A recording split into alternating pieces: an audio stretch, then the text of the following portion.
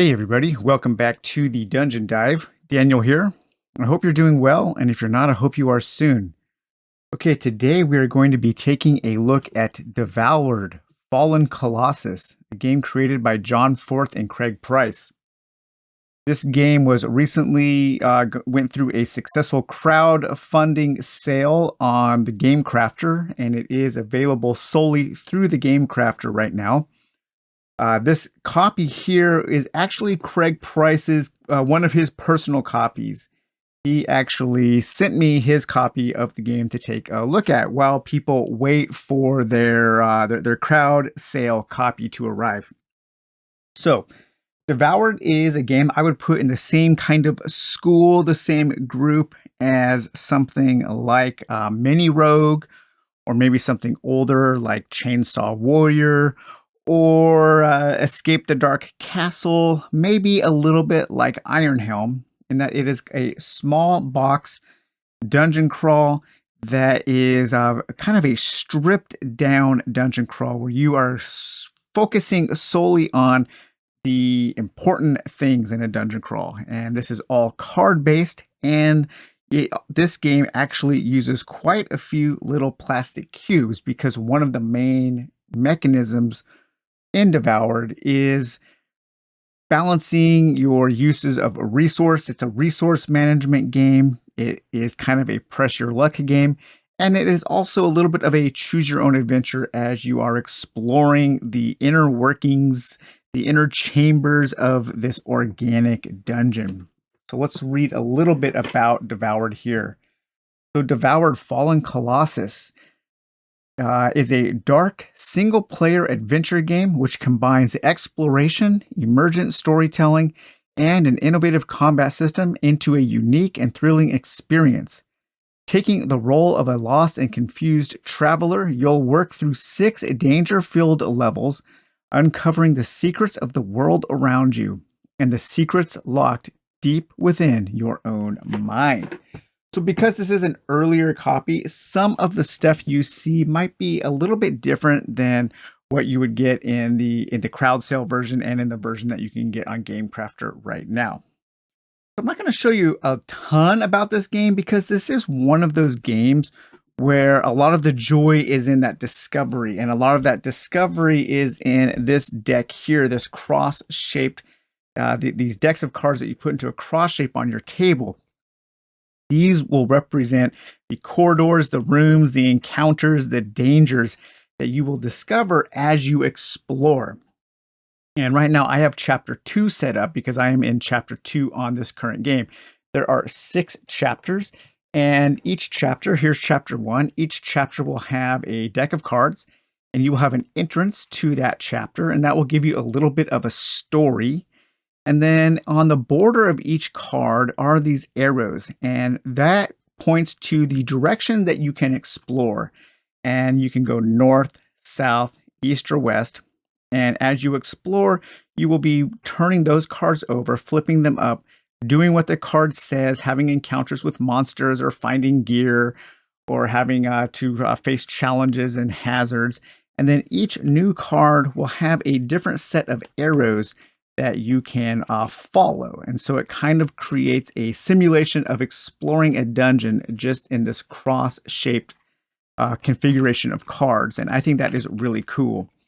So the chapters, you will have a bunch of chapter cards here, and those are going to be all the different little story snippets and things that you can find and things that are going to happen to you as you explore the dungeon. And then you will also have a stack of monster cards. And these are going to be all the monsters that you are going to fight, such as buzzing nightmares, or a tidal wave of bile, or the sacrificed, the skinned maiden, the screaming phantom, the blind cancer, or the digested knight. So you are inside some kind of beast in this game. And so all of the things that you will find are they are organic and lots of body horror. So it's kind of cool. It's a very kind of dark and twisted world. It reminds me a little bit thematically of something like Machina Arcana or Perdition's Mouth, something like that. Two of the levels that you will be exploring actually have little side dungeons that you will uncover. And these were available in a little expansion that is also available now. And so I am in chapter 2, which chapter 2 includes one of these little side dungeons, and that's called the Choked Artery. And you can find the entrance to the Choked Artery as you are exploring the main dungeon tiles or the main dungeon cards there. The little expansion also comes with some kind of like an alchemy expansion where you can create these potions and then you can use the potions. I haven't yet explored this aspect of the expansion yet. But that expansion comes with some new cards that you can use for all of your rules. And it also comes with a way to play the game as a co-op game. So you can play it 2 players.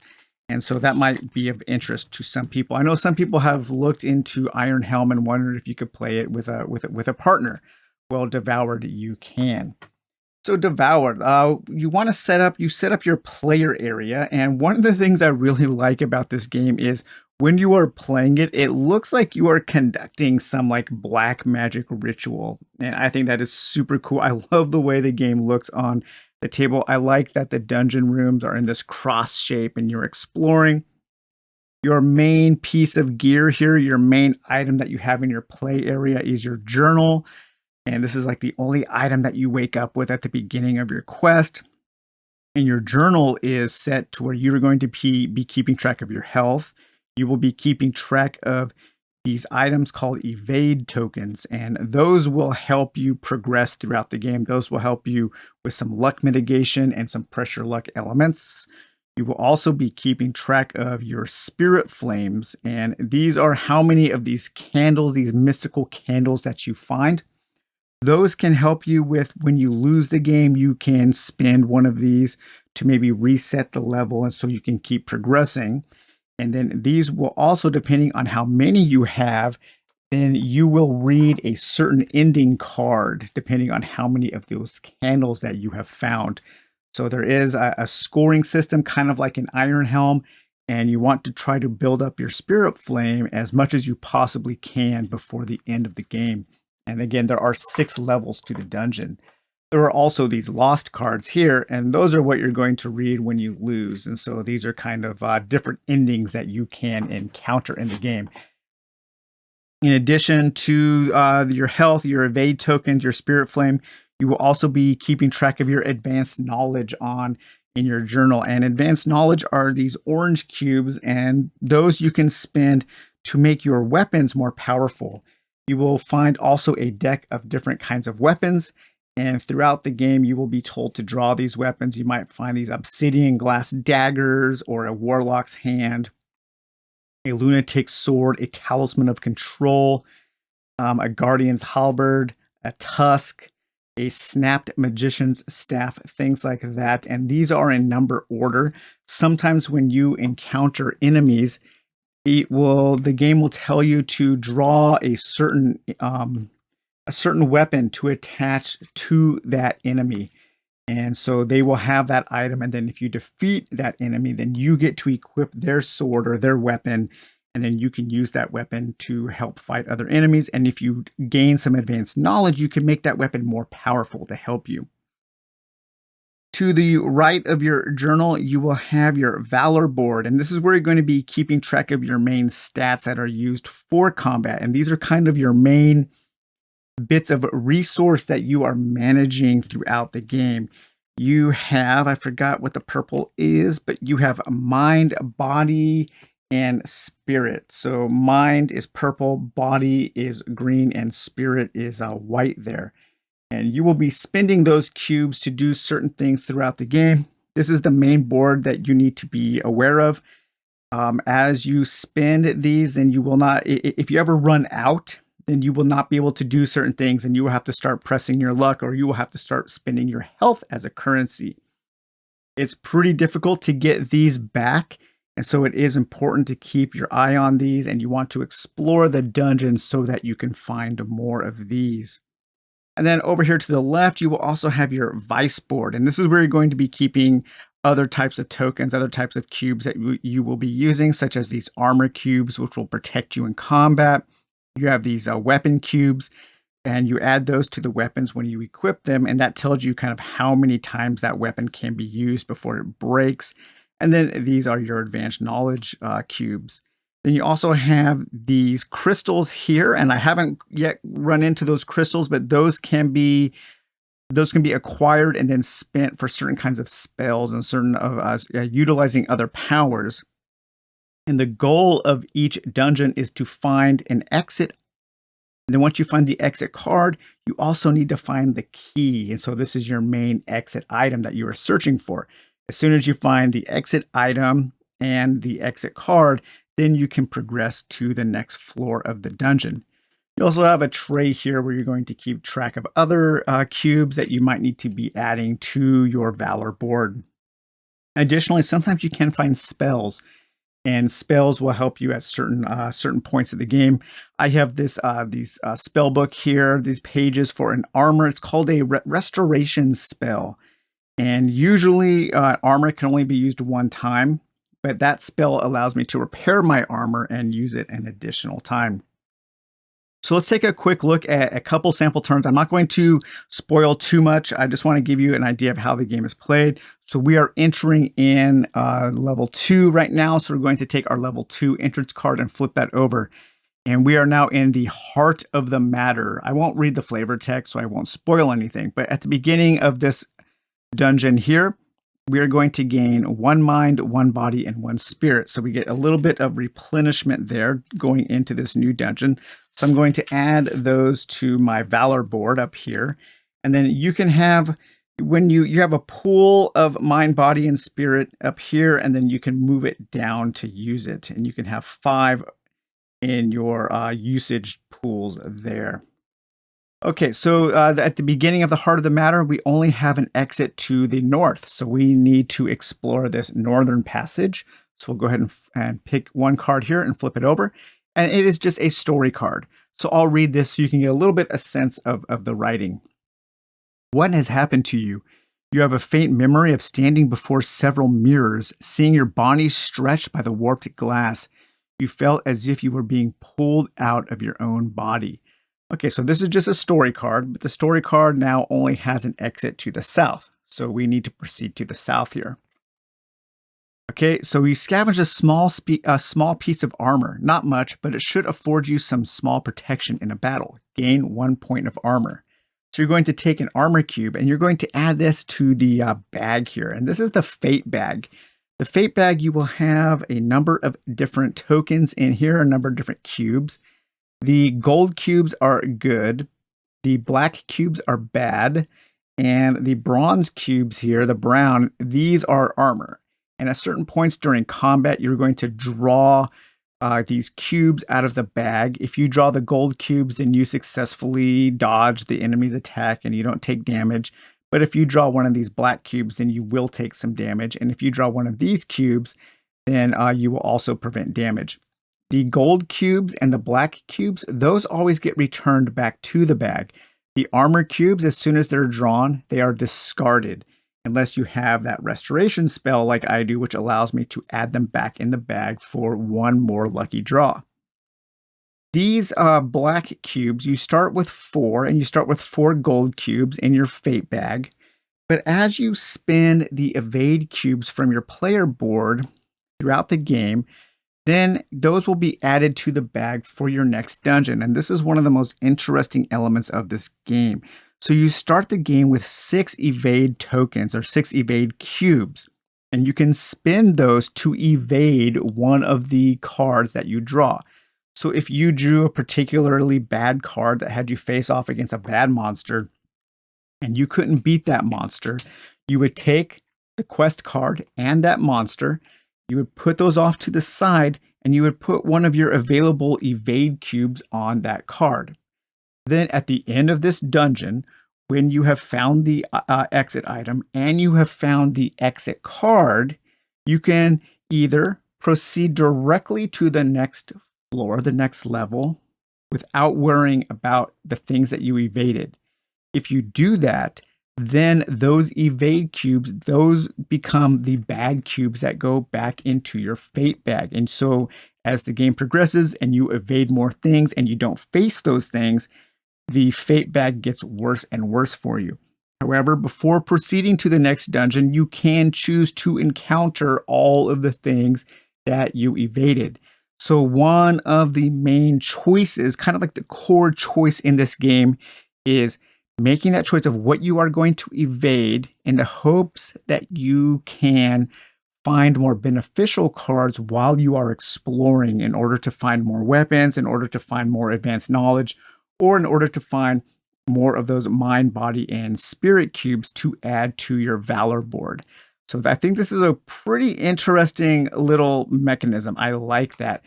Longtime viewers of the Dungeon Dive will know that I do enjoy pressure luck elements in games. I think they are especially crucially important to solo games because they add a sense of tension to a solo game that is sometimes missing without them. So I found this piece of armor, and now this piece of armor has exits. The room where I found this armor has exits in all directions. So let's go to the west here. Okay, no ground. The ground heaves. An earthquake. Not quite. You sense that the very landscape is trying to cast you back from where you came. Determined, you begin your struggle against the gag reflex. You must prepare for battle, and we are facing enemy number 6. So we're going to draw our enemy deck here and pull out enemy number 6, and let's see what we are facing. We are facing the gag reflex. Oh my gosh, that's cool.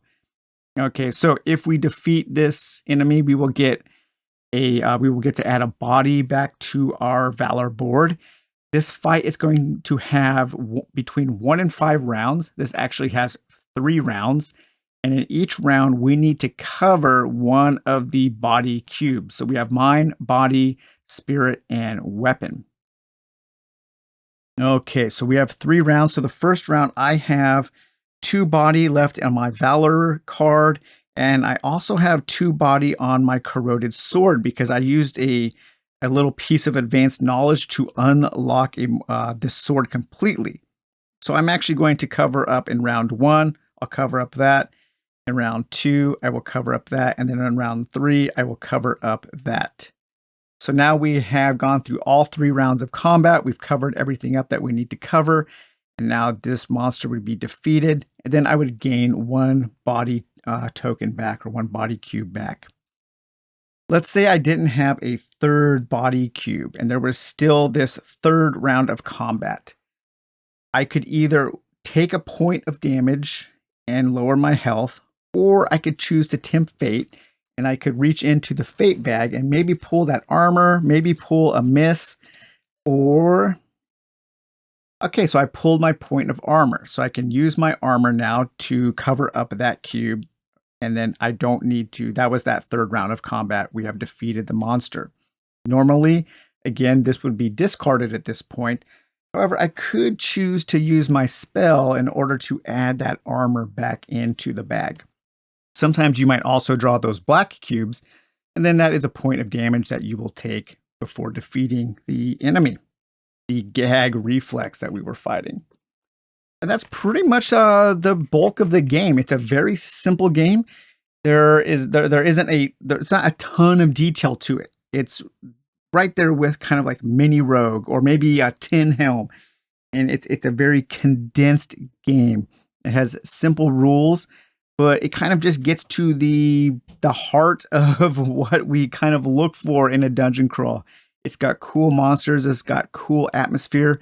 I love this exploration mechanism, how the cards will have different exits in different directions, and so you will be working through different stacks.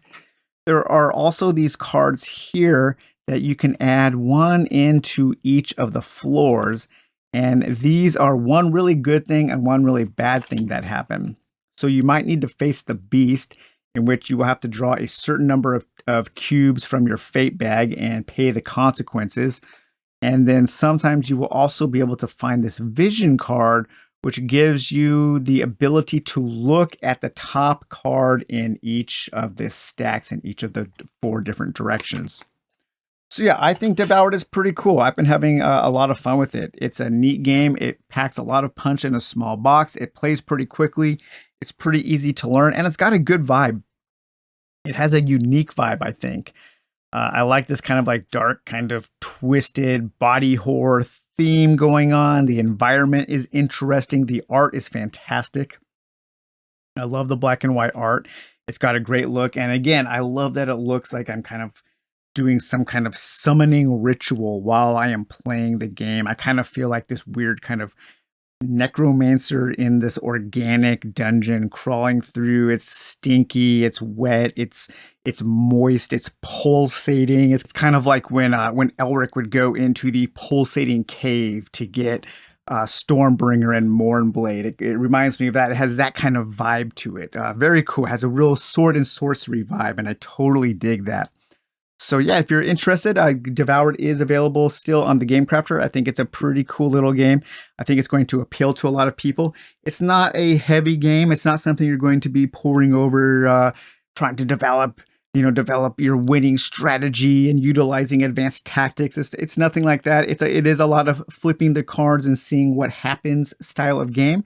Some of us happen to really enjoy those kinds of games, and some people don't, and that's totally cool. So, all right, guys. Well, I hope you enjoyed taking a look at Devoured, and we will talk to you later. Bye-bye.